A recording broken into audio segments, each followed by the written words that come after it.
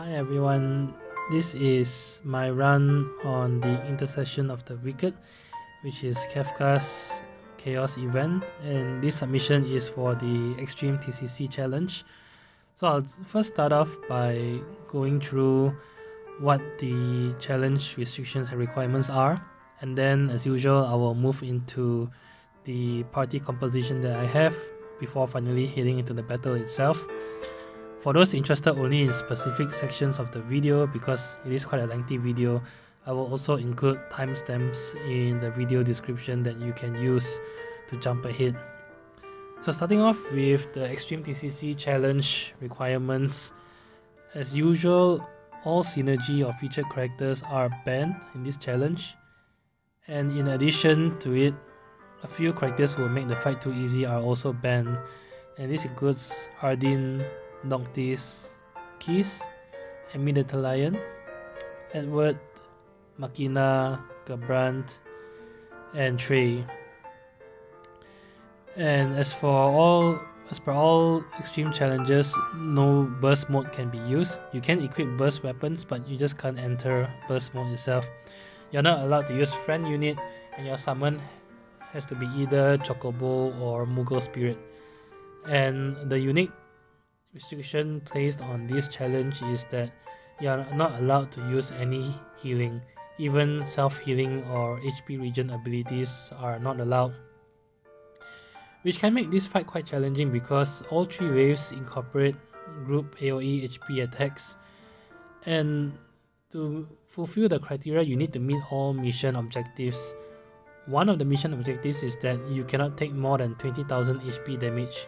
So essentially this comes down to an HP damage race where you need to try to kill off the bosses before they get off their AoE HP attacks, because there's no way to mitigate this. Now, one way, of course, if you think about it, is to use Warrior of Light, where he can use his shield and just not use his EX because his only healing is tied to his EX. However, that isn't really effective here because the first wave and the second wave has group HP attacks that are comprising of Brave Regen into HP attack. So in a way, they sort of bypass Warrior of Light's shields. So you really need to think of ways to either delay the bosses or mitigate incoming HP damage without the form of HP healing as per the extreme challenge requirements. So that's it. Let's move on to the fight overview and the party composition that I bring. Alright, so before we head into the battle, I'll just give a quick overview of the fight and the reasons behind my party composition. So the challenge here is that you cannot bring in units that can heal, and this fight does have quite a bit of HP damage incoming, which you then need to find ways to mitigate around. So that's the first challenge. The second challenge in this fight is that the enemies tend to have a lot of buffs on themselves. So for example, the King Behemoth has a move called Roar, which grants itself Attack up, Max Brave up, Brave Regen up, and Mighty Roar, which grants 6 generic buffs to itself. And of course, the Sahagin Shaman has Supplication for Grace, which grants 5 generic buffs to themselves. The buffs make the bosses significantly more challenging than it has to be. So when putting together the team in mind, I was thinking of party members that can overcome these two problems, the incoming HP damage as well as the buffs that they can do. So firstly, I decided to use Quistis, mainly because Quistis can delay. The bosses tend to follow a set pattern of attack. So for example, on the first wave, when the Necro Raven is targeting all, it tends to use Magma Wave, which is a group HP attack, and it will use this once before it dies and once more after it reincarnates again. So the first wave already has 2 HP damage incoming. On the second wave, after buffing itself with Roar or Mighty Roar, the King Behemoth will tend to use Lightning Lash twice, and then on its third all attack, it will then use Meteor or Gyro Tail, which does HP damage to the party.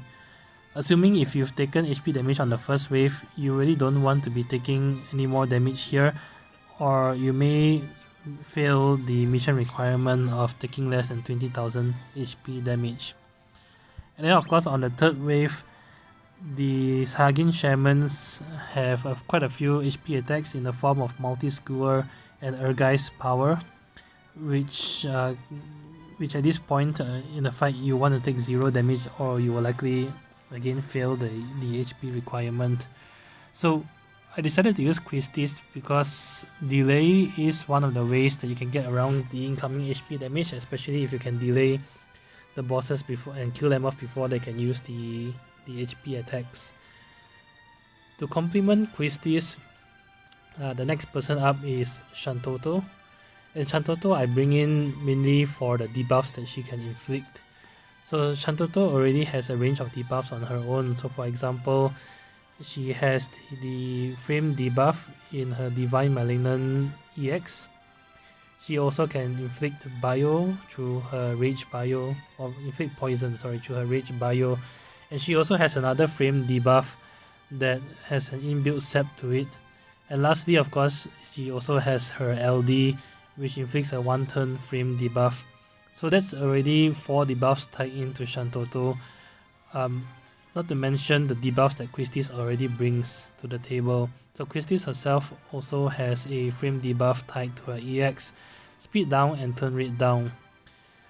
So together they already inflict almost 6 debuffs, and puts you in a situation where if the bosses buff themselves, you can then push off the generic buffs with the debuffs that your party can inflict. The great thing about Shantotto is that her LD also provides a 1-turn paralysis, which combos very nicely with Quistis' delay, especially on the third wave. And lastly, to round off the party, I put in Ramza. So Ramza, I really like using not only because of his free turn mechanic, he also has very good longevity, and his EX is actually quite powerful. So his EX tends to do 80 to 90,000 damage and batteries the entire party to full. But in this party composition, there's one additional benefit in the sense that his frame debuff stacks up very nicely with the rest of the party. So Quistis herself already inflicts speed down and turn rate down, which slows the enemy significantly. Ramza's Enervate frame debuff also has a speed down tied to it, which is stackable with Quistis' debuff. And together, the amount of speed down you inflict on the enemies really makes the enemy turns much more manageable in this fight, and goes along the theme of trying to delay their turns as much as possible to reduce incoming HP damage. Now my strat going into the fight is to actually allow the Necro Raven to do Magma Wave, because I didn't want to waste Quistis' limited Generator Whips. If the Necro Raven is broken, Magma Wave will not deal a lot of damage even after it reincarnates, and you can very easily tank the attack. For the second wave, the goal here is to try to kill off the King Behemoth before it uses the HP attack. And if you can't, one way is to kill off one of the King Behemoth and let just one of them do the HP attack in the form of Meteor. You can actually tank 2 Magma Waves on the first wave and 1 Meteor on the second wave and still meet the HP requirement, but you can't tank any more than that. And then on the final wave, if you manage to get this far, you can actually win this fight quite easily with the remaining skills. So at this point, Quistis should have almost all or at most only 1 Degenerator Whip used, and she should have 2 more. And Shantotto will have all 3 of her LD skills, which allows you to paralyze for 3 turns. So if you get to the third wave with all these skills intact, the third wave is actually quite easy. you can try to burst down one Sahagin Shaman, and although this will enrich the second, it then leaves you just one Sahagin Shaman that you can very comfortably delay with Quistis, the Generator Whip. The Sahagin Shaman casting Supplication for grace upon death of its partner isn't a concern here because you can easily displace the buffs with the debuffs your party can inflict. So that's the reason why I put together this party composition for the Xtreme TCC challenge. So with that said, let's go into the fight. I'll see you there.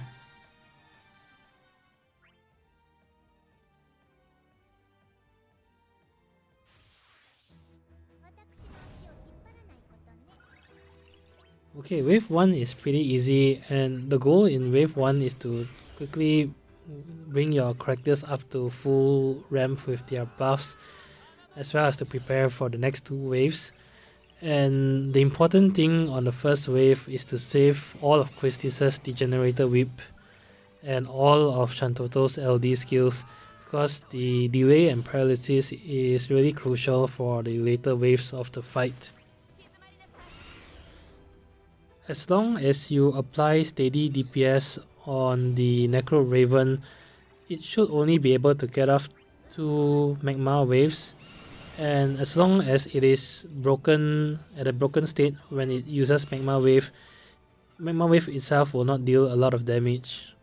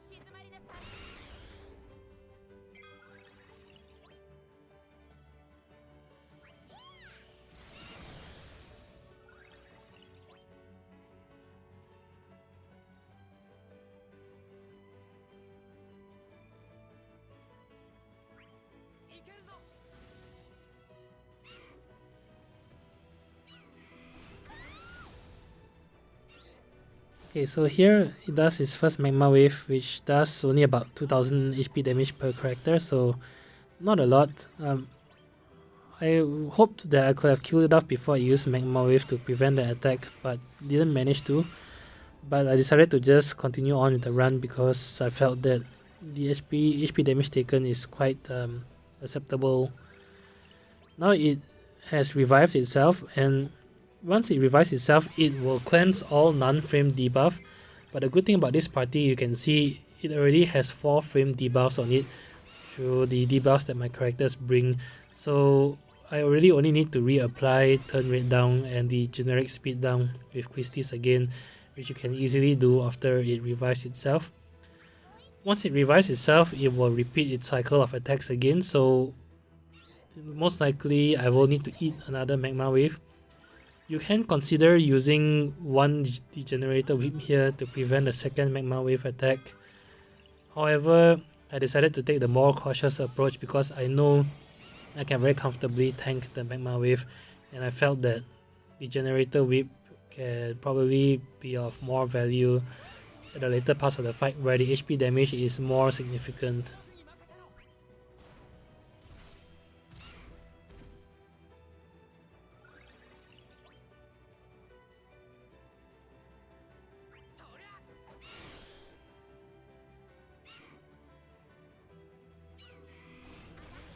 So here it does its second Magma Wave, and it does a bit more damage because the stats are buffed, but again it dealt only about 2300 damage. Quistis herself also dodged the attack, but even if all 3 party members take HP damage, that equates to about 3 to 4000 HP damage per character, which is still below the total 20,000 HP damage requirement of the fight.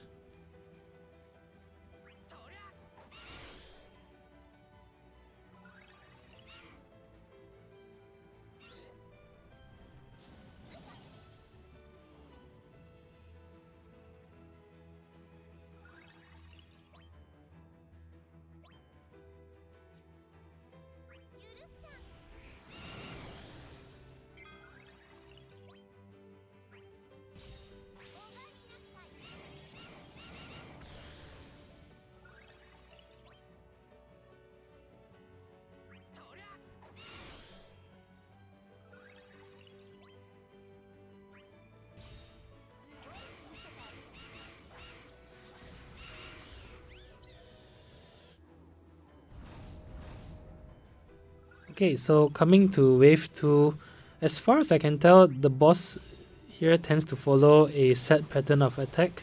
So it will do brave attacks, I think once or twice, and then it will then target itself and use roar. After it uses roar, it will do lightning lash twice, which is just a group brave attack. And then on its third AoE attack, it tends to use meteor, which is an HP attack. So the goal here is to try to kill them off before they use meteor. And if you can't, then the goal is to try to kill off one of them and let only one meteor come off, which hopefully you will be able to survive with less than 20,000 HP damage taken. And the good thing about having all these frame debuffs is that if you can quickly apply all the frame debuffs before they use roar will then only be able to grant themselves 2 buffs because you've already taken 4 of the buff slots. And similar to the Necro Raven, you then just need to hit them with Quistis laser whip to inflict turn rate down and displace the generic buffs that they grant. So at the start of the fight, try to take the few turns opportunity to quickly inflict all the frame debuffs, as you can see here.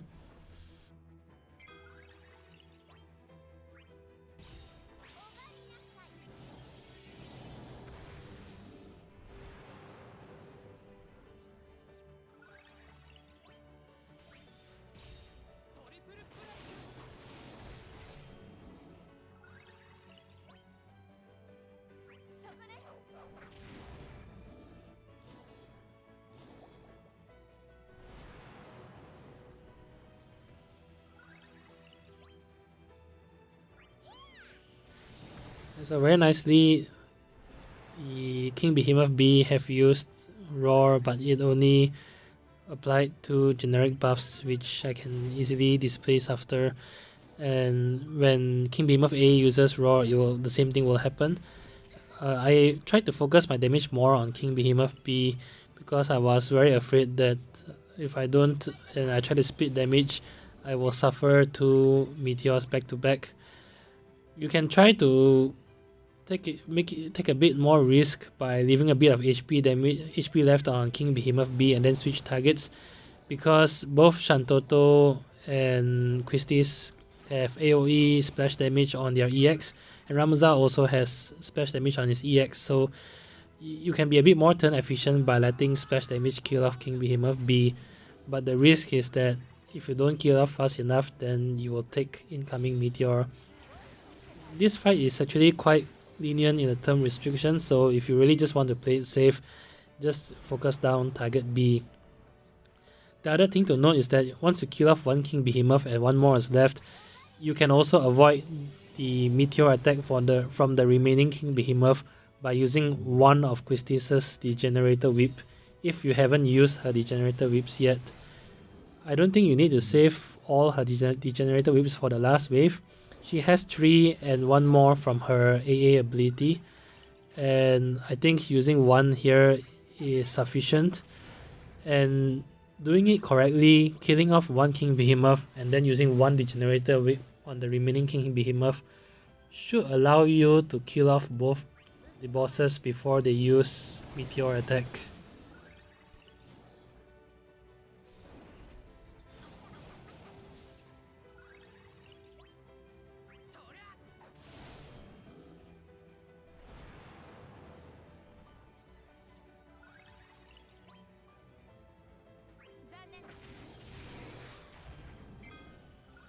So here I decided to use Quistis' Degenerator Whip, and you can see I have quite a few turns to bring the King Behemoth down.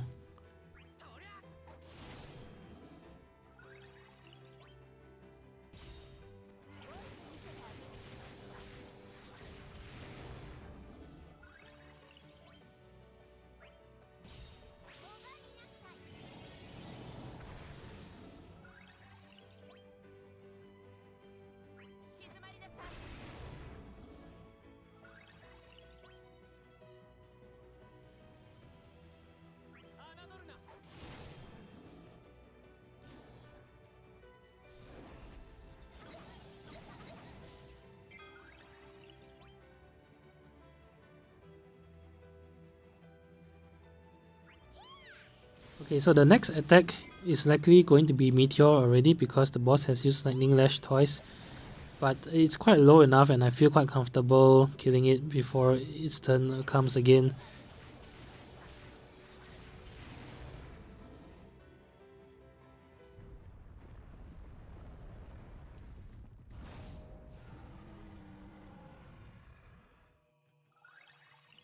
Okay, third wave is very easy because I already have all three of Shantotto's LD still remaining. So the boss will always start off with one using Supplication for Grace and the other using Skewer. And it gets challenging because Supplication for Grace makes the boss significantly stronger. So my decision here you can see is to immediately pop Chocobo Summon on Shantotto's turn before the bosses can buff themselves, and then immediately apply her LD to paralyze them.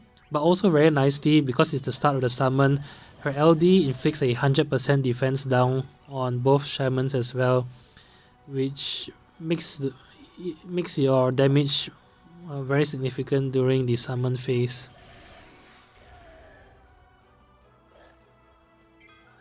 So my goal here is to actually burst down one Sahagin Shaman, because even though the second remaining Shaman will enrage, I feel quite comfortable because I still have 3 Quistis Degenerator Whips left, and I feel that I should be able to kill it off with the amount of damage the party can do.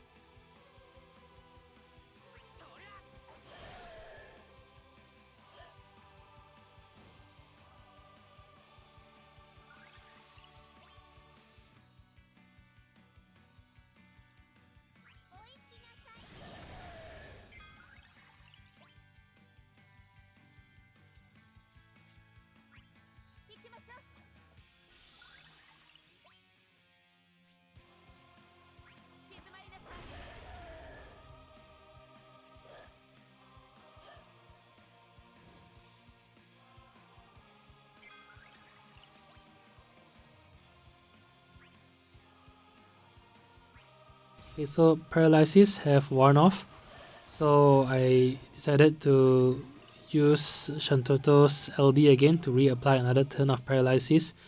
Her LD also does capped 99,999 damage, so you can imagine using Salvation's Gift 3 times actually does 300,000 damage itself to the bosses already.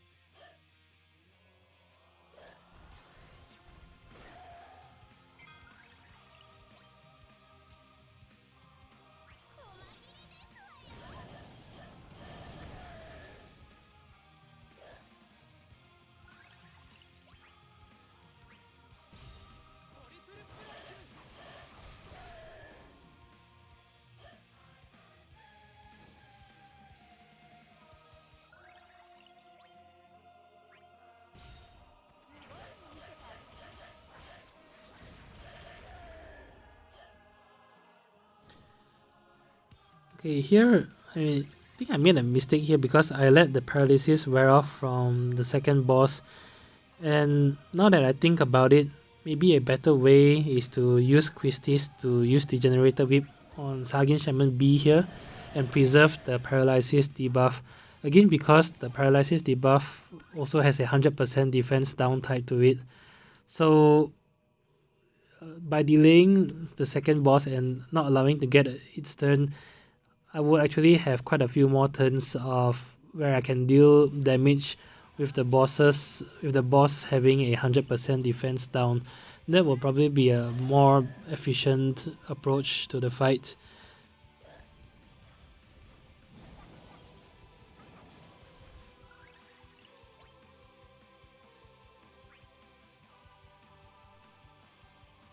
Okay, so this is where I finish off Sagain Shaman A with Quistis.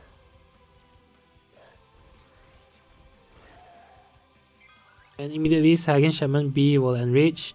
It gets only 2 buffs, which is very easily displaceable. And at this point on, although it's a bit stronger, you can see it's close to death, and I still have the generator whips to use. So at this point, it's an easy race to the finish. I also ended the fight with quite a few skill users left with Shantotto, and this shows that I could have been a bit more liberal with skill users. I was a bit more conservative right at the start. So here I used a Rage Arrow, still had quite a few skill users left and finished the fight. That's it. Hope you enjoyed the fight. As always, if you enjoyed the video, do leave a like, subscribe or leave a comment. Till then, I'll see you in the next Chaos fight. Bye bye.